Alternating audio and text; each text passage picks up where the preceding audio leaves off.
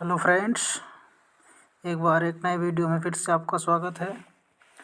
आज के इस वीडियो में हम देखने वाले हैं हिंदी का दूसरा प्रैक्टिस सेट, जो कि रेडियो संवर्ग के प्रधान परिचालक, सहायक परिचालक और क्रमशाला कर्मचारी के लिए होने वाला, जिसमें आप जानते हैं कि हिंदी के 40 प्रश्न आते हैं। जो इस क्लास में हम उन 40 प्रश्नों को देखने वाले हैं। तो चलिए फिर स्टार्ट करते हैं अपना प्रैक्टिस सेट आज का। तो यहाँ पर हमारा सबसे पहला प्रश्न है कि सूरदास के गुरु का क्या नाम था। आपको बताना है कि सूरदास के गुरु का क्या नाम था। तो सही जवाब है वल्लभाचार्य। अगर हम रामानंद की बात करें तो यहाँ पे कबीरदास के गुरु का क्या नाम था, रामानंद। इसका सही जवाब है ऑप्शन नंबर सी, वल्लभाचार्य। अगले प्रश्न पे चलते हैं। अगला प्रश्न है कि छंद पढ़ते समय आने वाले विराम को क्या कहते हैं। छंद पढ़ते समय आने वाले विराम को क्या कहते हैं, यति कहते हैं। इसका सही जवाब ऑप्शन नंबर बी। अगले प्रश्न में चलते हैं। विशेषण शब्द जिस संज्ञा सर्वनाम की विशेषता बतलाता है उसे क्या कहते हैं। तो उसे हम विशेष से कहते हैं। सही जवाब क्या है, ऑप्शन नंबर बी, विशेष से। अगले प्रश्न पे चलते हैं। अगला प्रश्न है कि प्राचीन शब्द विशेषण के किस प्रकार में आता है। आप जानते हैं कि विशेषण कितने प्रकार का होता है, 4 प्रकार का। तो उसमें पूछा गया कि प्राचीन शब्द विशेषण के किस प्रकार में आता है। तो आपका सही जवाब है ऑप्शन नंबर डी, गुणवाचक। अगले प्रश्न में चलते हैं। अगला प्रश्न है अभ्यास का विशेषण रूप क्या है। तो अभ्यास का विशेषण होता है अभ्यासी। ऑप्शन सही है बी। अगला प्रश्न है कि निम्नलिखित में मुहावरों के लिए विकल्प चुनिए। द्रौपदी का चीर का क्या अर्थ होता है। तो इसका अर्थ है कि कभी समाप्त ना होना। यहाँ पे सही ऑप्शन है option number C is the right answer. अगले प्रश्न में चलते हैं। अगला प्रश्न है कूप मंडूक होना, इसका क्या अर्थ है। कूप मंडूक होने का अर्थ है सीमित ज्ञान या सीमित अनुभव होना। ऑप्शन नंबर डी सही है। अगले प्रश्न पे चलते हैं। अगले प्रश्न में आपको देख के बताना है कि आपको उचित क्रम लगाना है। यहाँ पे क्या करना है, उचित क्रम लगाना है। पहले इसको हम देखेंगे। यहाँ पे कह रहा कि सामाजिक जीवन में, उसके बाद ये ऑप्शंस दिए गए हैं, इनको छांट कर एक सीरियल में लगाना है। तो सामाजिक जीवन में क्रोध की जरूरत पड़ती है। क्रोध की जरूरत पड़ती है। यदि क्रोध ना हो तो मनुष्य दूसरे द्वारा पहुंचाए जाने वाले बहुत से कष्टों के चिर निवृत्ति का उपाय ही न कर सके। यानी कि कौन सा ऑप्शन सही हो जाता है, यार ऑप्शन नंबर यहाँ पे ए सही है। अगले प्रश्न पे चलते हैं।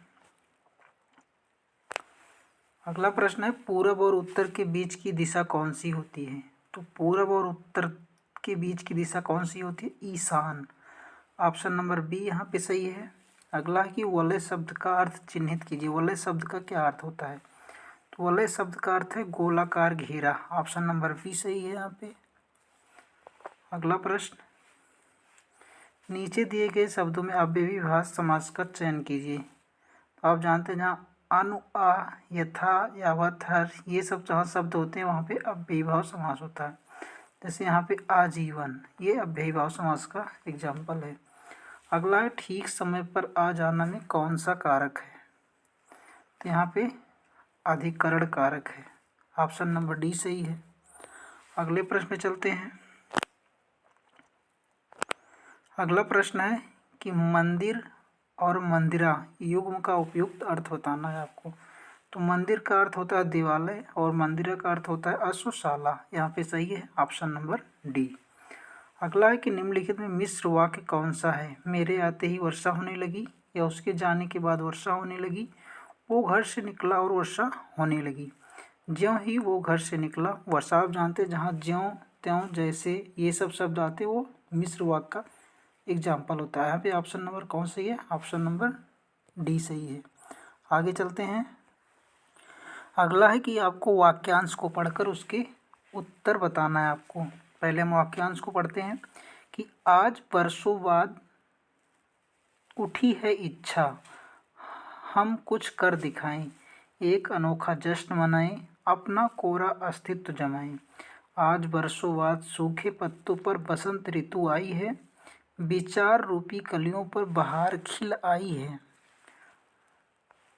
विचार रूपी कलियों पर बहार खिल आई है, गहनता की फसल लहलहाई है।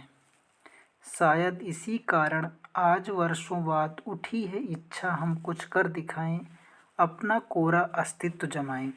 अब इस वाक्यांश के माध्यम से कुछ प्रश्न पूछे गए हैं, जिन प्रश्नों के उत्तर आपको यहाँ पे देने हैं। जैसा कि पहला प्रश्न यहाँ पे दिया गया है कि कवि के मन में इच्छा उत्पन्न हुई है, तो किस प्रकार की इच्छा?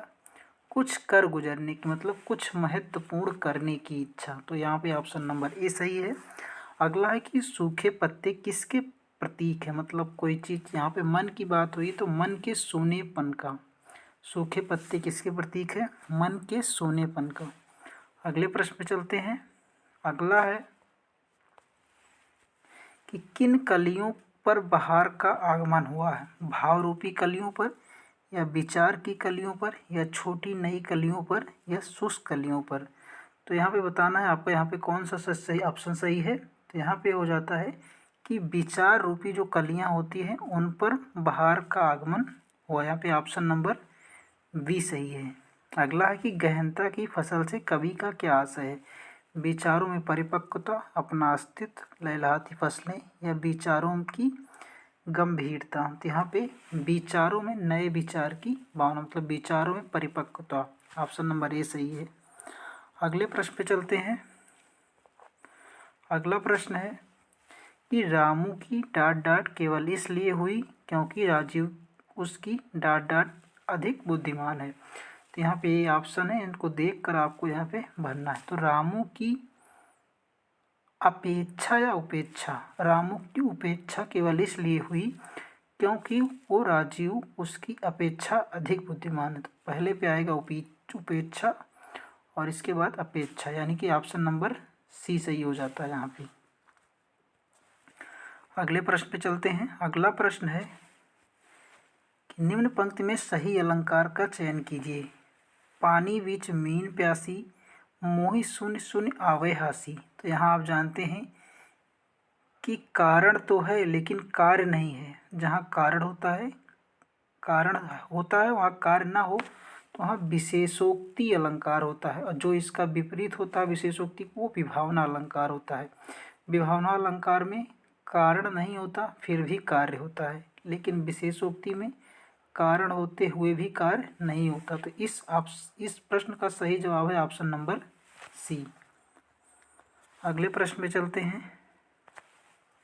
अगला प्रश्न है कि निम्नलिखित विकल्पों में से किस विकल्प में सभी शब्द व्यक्तिवाचक संज्ञा है? संज्ञा 3 प्रकार की होती है, संज्ञा 5 प्रकार की होती है। उसमें से आप पूछा गया कि इनमें से कौन सी व्यक्तिवाचक संज्ञा है? राम, रामचरितमानस, गंगा, ये किसी न किसी के सब नाम है। तो जो नाम का बोध कराता है वो क्या? व्यक्तिवाचक संज्ञा, जो कि स्पेशल कैटेगरी है। अगला है कि निम्नलिखित में से क्या गंगा का पर्यायवाची नहीं है? मंदाकिनी भी है, भागीरथी भी है, सुरसरिता भी है, लेकिन कालिंदी नहीं। कालिंदी यमुना की पर्यायवाची है। आगे चलते हैं अगले प्रश्न पे। अगला प्रश्न है कि आपको यहाँ पे सही वर्तनी बताना है कि इनमें से कौन सी सही वर्तनी है? अवनति, श्रृंगार, मुश्किल, मातृभूमि। तो यहाँ पे जो सही वर्तनी वाला शब्द है श्रृंगार, ऑप्शन नंबर बी सही है। अगला है कि समूहार्थक शब्द चिन्हित कीजिए। इनमें से कौन सा ऐसा शब्द जो समूह का बोध कराता है? तो यहाँ पे ऑप्शन नंबर डी सही है। भीड़, भीड़ एक समूह का बोध कराती है। अगले प्रश्न पे चलते हैं। आंशिक शब्द में प्रत्यय क्या है? तो यहाँ पे बताना है कि आंशिक में कौन सा प्रत्यय। आप जानते हैं इनमें मूल शब्द जो है अंश है उसमें इक प्रत्यय लगा हुआ है, तो यहाँ पे सही जवाब है ऑप्शन नंबर सी, इक प्रत्यय। अगले प्रश्न में चलते हैं। अगले प्रश्न में आपको बताना है कि कौन सा किस मतलब पद पे गलती हुई है। पुलिस द्वारा चोरी का माल बरामद हो गया है, इसमें कौन सी त्रुटि है ये बताना। तो पुलिस द्वारा चोरी का माल बरामद हो गया है, तो पुलिस द्वारा चोरी का माल बरामद किया गया, तो यहाँ पे होना चाहिए किया गया है। तो ऑप्शन नंबर सी यहाँ पे गलत हो जाता है। अगले प्रश्न पे चलते हैं। वधूर्मी का संधि विच्छेद है, तो वधु प्लस ऊर्मी, ऑप्शन नंबर बी सही है। और यहाँ पे जो संधि है वो दीर्घ स्वर संधि है। अगले प्रश्न पे चलते हैं। भिन्नार्थक शब्द का चयन कीजिए। भिन्नार्थक मतलब जो भिन्न है। पावक, अनिल, अनल, कृषाणु। तो यहाँ पे आप देखेंगे पावक, अनल और कृषाणु अग्नि के पर्यायवाची हैं, जबकि जो अनिल है ये वायु का पर्यायवाची। तो यहाँ पे ऑप्शन नंबर आपका कौन सा सही है? बी। अगले प्रश्न पे चलते हैं। अगला ही हर्ष का विलोम क्या होता है? तो हर्ष का विलोम क्या होता है? विषाद। अगला है गंदला, मैला, मलिन किस शब्द के पर्यायवाची शब्द हैं? तो यहाँ पे पंकिल, पंकिल शब्द की ये सब पर्यायवाची हैं। अगले प्रश्न पे चलते हैं। अगला प्रश्न है कि कर्कश का विलोम क्या होता है? कर्कश का विलोम बताना है। कठोर, विवेकी, मधुर या विनम्र। कर्कश का विलोम होता है मधुर, ऑप्शन नंबर सी सही है। अगला कि जो इंद्र पर विजय प्राप्त कर ले उसे क्या कहते हैं? ऑप्शन नंबर सी सही है, इंद्रजीत। ठीक है। और जो इंद्रियों पर विजय प्राप्त कर ले उसे क्या कहते हैं? जितेंद्रिय। तो इस प्रश्न का सही जवाब है ऑप्शन नंबर सी।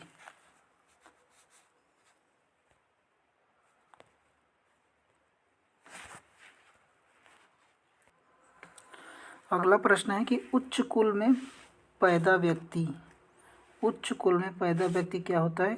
कुलीन। ईश्वर तुम्हें दीर्घ आयु दे, अर्थ के आधार पर वाक्य का ये कौन सा भेद है? तो आप जानते हैं कि अर्थ के आधार पर वाक्य के 8 भेद होते हैं। तो ये है इच्छावाचक वाक्य, यहाँ पे ऑप्शन नंबर सी सही है। अगले प्रश्न पे चलते हैं। अगला प्रश्न है कि श्री गणेश, श्री गणेश का विलोम क्या होता है? श्री गणेश का मतलब होता है कार्य की शुरुआत, और इति श्री का मतलब होता है कार्य की समाप्ति। तो इसका सही जवाब है ऑप्शन नंबर बी। अगले प्रश्न पे चलते हैं। अगला प्रश्न है कि फूल का पर्यायवाची नहीं है। सुमन, पुष्प, तनुजा या कुसुम। तो सुमन भी है, पुष्प भी है, कुसुम भी है, यहाँ पे तनुजा है। तनुजा पुत्री का पर्यायवाची होता है। अगला और अंतिम प्रश्न, किस रस को रसराज कहा जाता है? तो सही जवाब है श्रृंगार रस। श्रृंगार रस को रस राज कहा जाता है। तो ये हमारे कुछ 40 प्रश्न थे, महत्वपूर्ण प्रश्न जो कि बहुत इम्पोर्टेंट है। धन्यवाद।